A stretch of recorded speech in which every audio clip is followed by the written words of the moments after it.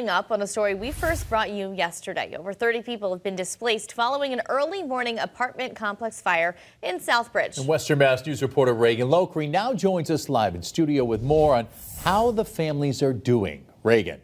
Chris and Abby, last night, almost 3 dozen residents who lived at 13 Union Street were staying at the Southbridge Senior Center.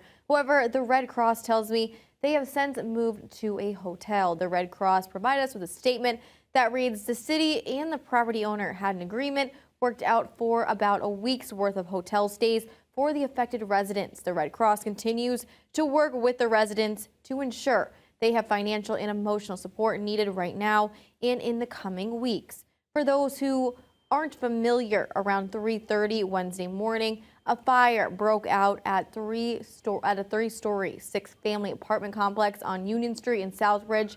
The fire, spreading to a nearby building, has left dozens of residents without a place to sleep. Fortunately, no resident was hurt during the blaze. As of right now, the cause of the fire remains under investigation. Reporting live in studio, Reagan Lockery for Western Mass News. Reagan, thank you for that live report. New tonight, the Springfield